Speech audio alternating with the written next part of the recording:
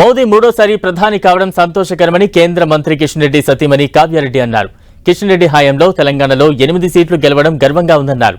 కేంద్రంలో మరోసారి మంత్రి పదవి చేపట్టబోతున్న కిషన్ రెడ్డి సతీమణి కావ్యారెడ్డితో మా ప్రతినిధి Gopi face to face. Secunderabad MP Kishan Reddy కేంద్ర మంత్రిగా మరోసారి స్థానం దక్కించుకున్నారు. మోడీ 3.0లో ప్రస్తుతం మనతో పాటు కిషన్ రెడ్డి సతీమణి కావ్య కిషన్ రెడ్డి గారు ఉన్నారు. మ్యామ్, ఎట్లా చూస్తున్నారు?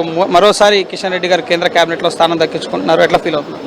చాలా సంతోషంగా ఉంది. ఈసారి మరి మూడోసారి ప్రధానమంత్రి మోదీ గారు మూడోసారి ప్రధానమంత్రి అవ్వడం కూడా చాలా సంతోషంగా ఉంది.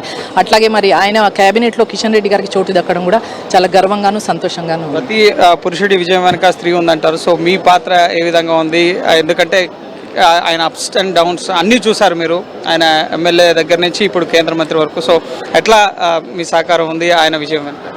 అంటే నిజంగా చెప్పాలంటే నేను డైరెక్ట్గా కిషన్ రెడ్డి గారికి ఏమి చేసింది లేదు. అంటే నేను ఆయన ప్రొఫెషన్తో చాలా బిజీగా ఉండడం వలన ఇల్లుని కానీ పిల్లల్ని కానీ మొత్తం వాళ్ళ బాధ్యత నేను తీసుకొని కిషన్ రెడ్డి గారికి నా సైడ్ నుంచి ఎలాంటి ప్రెజర్ లేకుండా మటుకు నేను చూసుకోగలిగాను. మరి ఆయన మినిస్టర్ అయిన తర్వాత నియోజకవర్గానికి కొంచెం తక్కువ సమయం కేటాయించడం జరిగింది. సో ఆ సమయంలో నేను కిషన్ రెడ్డి గారు నిర్వహించే కొన్ని బాధ్యతలు నేను నిర్వహించడం జరిగింది. సో అవి కేంద్ర మంత్రిగా ఉన్నారు. ఆయనకు అడిషనల్గా రాష్ట్ర అధ్యక్ష పదవి బాధ్యత అసెంబ్లీ ఎలక్షన్స్కు ముందు ఇచ్చారు. సో అప్పుడు ముఖ్యంగా ఆయనలో ఏమైనా ఒత్తిడిని కానీ అట్లాంటివి ఏమైనా గమనించారా? ఎందుకంటే మళ్ళీ బీజేపీని అసెంబ్లీ ఎలక్షన్స్లో నిలబెట్టడం కానీ ఇక్కడ లోక్సభ ఎలక్షన్స్లో కంటెస్ట్ చేయడం కానీ, సో ఇట్లాంటివి. అంటే అప్పుడు మేము అసలు కిషన్ రెడ్డి గారికి అధ్యక్ష పదవి ఇస్తారని మేము ఊహించలేదు. ఎందుకంటే అప్పుడు బండి సంజయ్ గారు అధ్యక్ష పదవిలో ఉన్నారు కాబట్టి, కిషన్ రెడ్డి గారు మళ్ళీ 3 పోర్ట్ఫోలియోలతో బిజీగా ఉన్నారు కాబట్టి మేము ఊహించలేదు. కానీ అనుకోకుండా వచ్చిన బాధ్యత వలన కొంచెం కిషన్ రెడ్డి గారు కొంచెం ఒత్తిడికి గురవడం జరిగింది. ఆ తర్వాత కొన్ని రోజుల తర్వాత ఇంకా నార్మల్గా అయిపోయి తను చేయడం జరిగింది. ఆయన ఎంత కృషి చేశారంటే 6 నెలల్లోనే మళ్ళీ తెలంగాణలో ఇదివరకు ఎప్పుడు కూడా బీజేపీకి 8 మంది ఎమ్మెల్యేలు లేరు. ఇచ్చిన ఆ బాధ్యతను 6 నెలలు నిర్వహించి సమర్థవంతంగా నిర్వహించడం వల్ల మరి తెలంగాణలో ఈరోజు మనం 8 మంది ఎమ్మెల్యేలను మళ్ళీ ఇప్పుడు 8 మంది ఎంపీలను కూడా గెలిపించుకోవడం జరిగింది. సో తెలంగాణ ప్రజానీకం ఎటువంటి పాలన చేయబోతుంది? కేంద్రం నుంచి ఎటువంటి సహకారం అందబోతోంది? ఇప్పుడు రెండవసారి ఆయన కేంద్ర మంత్రిగా రిటైర్ అయ్యారు. బండి సంజయ్ గారు కూడా కేంద్ర మంత్రి అవుతున్నారు. సో ఏం చెప్తారు? తప్పకుండా సార్, ఎందుకంటే ఇప్పటివరకు కిషన్ రెడ్డి గారు చాలా అంటే దాదాపు 68,000 కోట్ల ఫండ్స్తో సికింద్రాబాద్ నియోజకవర్గాన్ని చాలా అభివృద్ధి చేశారు. ఇంకా ఇప్పుడు ఈసారి కూడా మళ్ళీ రెండోసారి ఆయన కేబినెట్ అయిన తర్వాత కూడా ఇంకా తెలంగాణని సికింద్రాబాద్ని కూడా చాలా అభివృద్ధి చేస్తారు.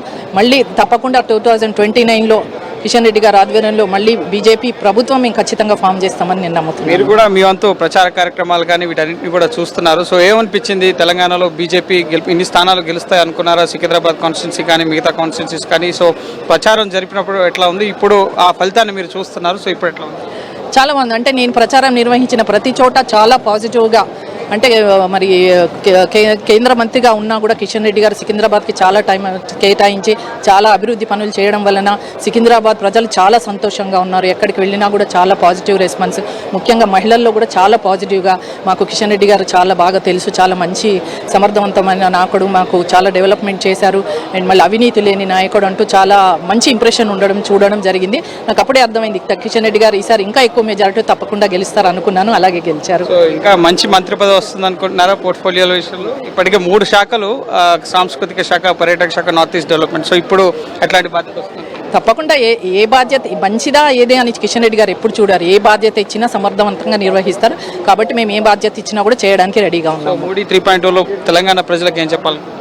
తప్పకుండా మోదీ గారి ఆధ్వర్యంలో, మోదీ గారి పాలనలో ఈసారి తెలంగాణ ఇంకా డెవలప్మెంట్ అవుతుంది.